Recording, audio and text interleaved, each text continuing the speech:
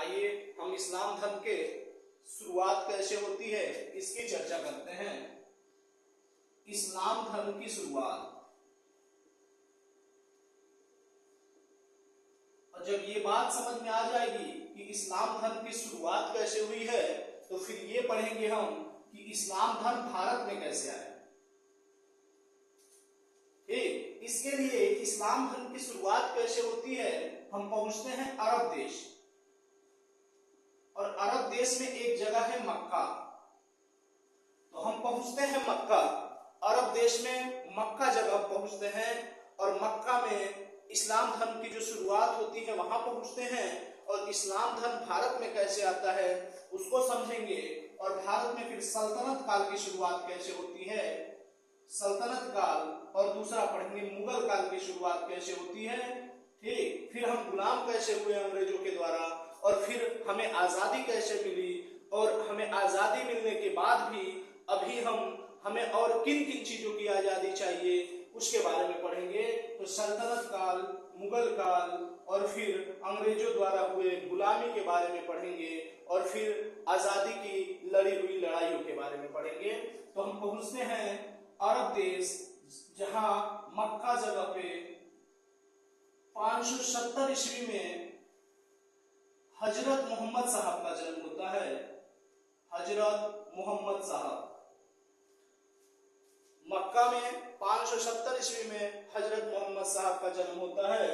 उस समय यहाँ छोटे छोटे कबीले हुआ करते थे, और मोहम्मद साहब जिस कबीले में रहते थे उसका नाम था कुरैश कबीला। तो मोहम्मद साहब कुरैश कबीला में रहते थे, और उस समय बहुत सारे देवी देवताओं की पूजा होती थी साहब। मक्का में, अरब देश में बहुत सारे देवी देवताओं की पूजा होती थी। लोग आपस में लड़ते झगड़ते रहते थे इन देवी देवताओं को लेकर के। ठीक, आपस में कोई भाईचारा वाली भावना नहीं थी। इसलिए हजरत मोहम्मद साहब कहते हैं कि मेरे भाई, एक ईश्वर है, एक अल्लाह है, एक अल्लाह पे विश्वास किया जाए, आपस में भाईचारा बढ़ाया जाए, आपस में सौहार्द बढ़ाया जाए, और एक अल्लाह पे, एक ईश्वर पे विश्वास किया जाए। लेकिन लोग बहिष्कार करते हैं उनका, शुरुआत में लोग बहिष्कार करते हैं उनका, और इस बहिष्कार के चलते उन्हें मक्का छोड़कर मदीना जाना पड़ता है साहब। 622 ईस्वी में मक्का से मदीना कब जाते हैं? 622 ईस्वी में। और मक्का से मदीना जाने को ही हिजरत कहा जाता है। तो मक्का से मदीना जाने को हिजरत कहा जाता है। हिजरत, मुसलमान भाइयों का जो हिजरी संबंध स्टार्ट होता है यहीं से स्टार्ट होता है, तो ये याद रखेंगे। मदीना जाते हैं, बहिष्कार के चलते मदीना में कुरान की रचना होती है। 114 अध्याय और 6360 पद्य उसमें है कुरान में। तो कुरान की रचना होती है, 114 अध्याय हैं और 6360 उसमें पद्य हैं। सारी शिक्षाएं इसी में इनकी है। ठीक, इसका प्रचार प्रसार होने लगता है, धीरे धीरे लोग इनकी बातों को मानने लगते हैं। ठीक, 632 ईस्वी में इनका निधन हो जाता है, 632 ईस्वी में। ठीक, थोड़ी सी और चर्चा कर लेते हैं इनके बारे में। मोहम्मद साहब के पिता का जो नाम था वो अब्दुल्ला था, माता जी का नाम अमीना था। इनका पालन पोषण इनके चाचा जी करते हैं जिनका नाम अबू तालिब था। इनकी एक पुत्री है जिनका नाम फातिमा है, और इनके दामाद का नाम अली था। अली की भी हत्या होती है 661 ईस्वी में, अली की हत्या हो जाती है। मोहम्मद साहब के मरने के बाद इस्लाम धर्म दो पंथ में बढ़ जाता है, एक शिया में और एक सुन्नी में। मोहम्मद साहब के दामाद का नाम अली। इस्लाम धर्म दो भाग में बढ़ता है मोहम्मद साहब के मरने के बाद, मृत्यु के बाद, एक शिया में और एक सुन्नी में। जो सुन्ना में विश्वास रखता है, जो मोहम्मद साहब की शिक्षाओं को फॉलो करता था, वो सुन्नी, और जो अली की बातों को विश्वास करता था, फॉलो करता था, उन्हें शिया कहते हैं। तो सुन्नी और शिया। मोहम्मद साहब के जो अधिकारी हुए, उत्तराधिकारी हुए, मोहम्मद साहब के पैगंबर मोहम्मद साहब के जो उत्तराधिकारी हुए उन्हें खलीफा कहा जाता है। तो ये याद रखेंगे, खलीफा।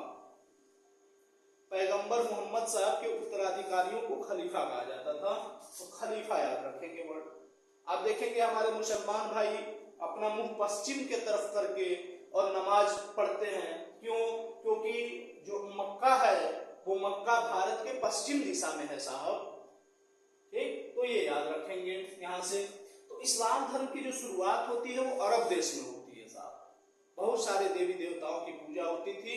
वहीं एक मोहम्मद साहब पैदा होते हैं, ठीक, और उन्होंने एक अल्लाह की बात करते हैं। उनके सिद्धांत क्या थे? इस्लाम धर्म का सिद्धांत क्या है? इस्लाम धर्म का सिद्धांत समता, समानता और बंधुत्व का है। इस्लाम धर्म का जो सिद्धांत है समता, समानता, बंधुत्व, भाईचारे का सिद्धांत है इस्लाम धर्म का। समता का, समानता का और बंधुत्व का सिद्धांत लेके चलता है ये इस्लाम धर्म। इसकी शिक्षाएं क्या हैं? तो कलमा, नमाज, रोजा, ज़कात और हज। ठीक, ये शिक्षाएं हैं, कलमा, नमाज, रोजा, ज़कात, हज। ठीक ना? तो ये आप ध्यान रखेंगे। ये हम कहां पढ़ रहे हैं? अरब देश के बारे में पढ़ रहे हैं अभी। ठीक, अब भारत कैसे आए भाई साहब? तो अब इस इस्लाम धर्म का प्रचार फैलाया गया जगह जगह। तो फैलाया गया तो विद्वान आएंगे। ठीक, तो इस्लाम धर्म भारत कैसे आया? तो अरब देश से पहला आक्रमणकारी आए। इस्लाम धर्म भारत कैसे आया समझिएगा। पहला तो आक्रमणकारी आए, मोहम्मद बिन कासिम हम पढ़ेंगे, राजा दाहिर को पराजय किया था, उसके बारे में पढ़ेंगे। इसके बाद व्यापारी आए, ईरानी शरणार्थी आए,